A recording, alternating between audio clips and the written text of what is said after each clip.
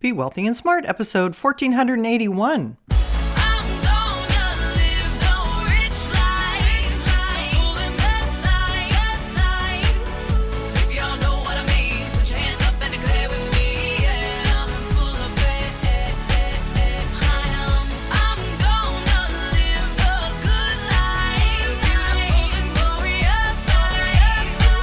Step into a world of wealth and financial freedom without budgets, boredom, or bosses on Be Wealthy and Smart.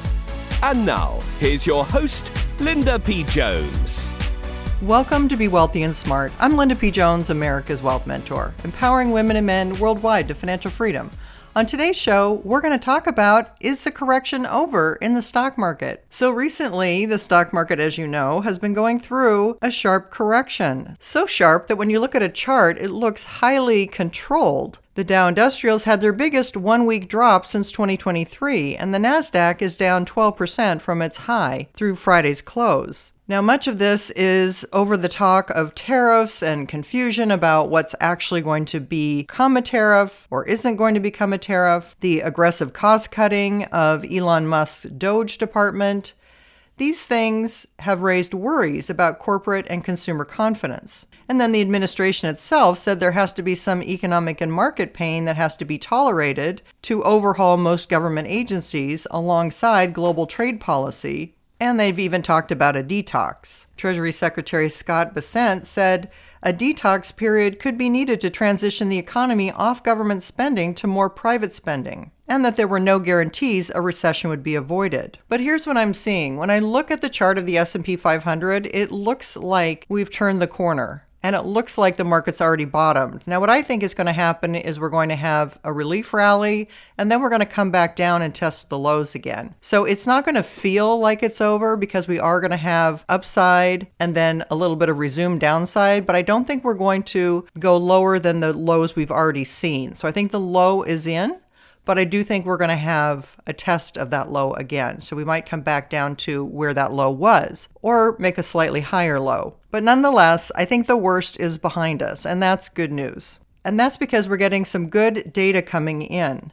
The February retail sales report showed an increase of 0.2% on the month, and excluding autos, the increase was 0.3%, which was in line with economists' expectations. And while autos were in line with expectations, economists polled by Dow Jones expected a 0.6% increase in retail sales. So things are definitely looking like they are slowing, but not in a worrisome way. I think that allowed for a relief rally as people are seeing things aren't as bad as they were thinking it could be.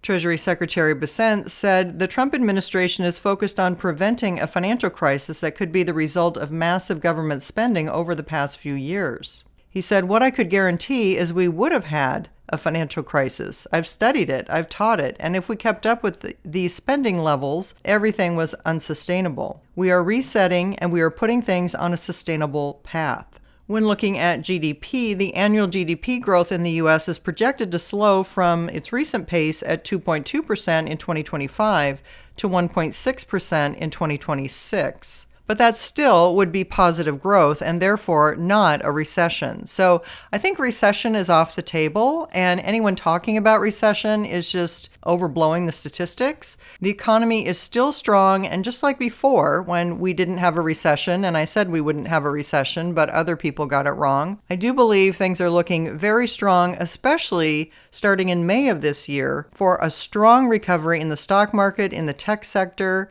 and that means that this and any dips we have between now and May are an incredible buying opportunity. If you haven't yet subscribed to Be Wealthy and Smart, hit the subscribe button and you'll be notified as soon as new podcasts are available.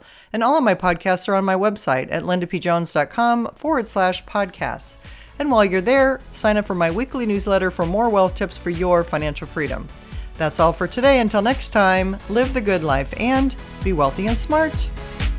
Thank you for listening to Be Wealthy and Smart with Linda P. Jones. Share the wealth and tell your family and friends about the show. Check out our website, blog, and social media for more riches at www.bewealthyandsmart.com.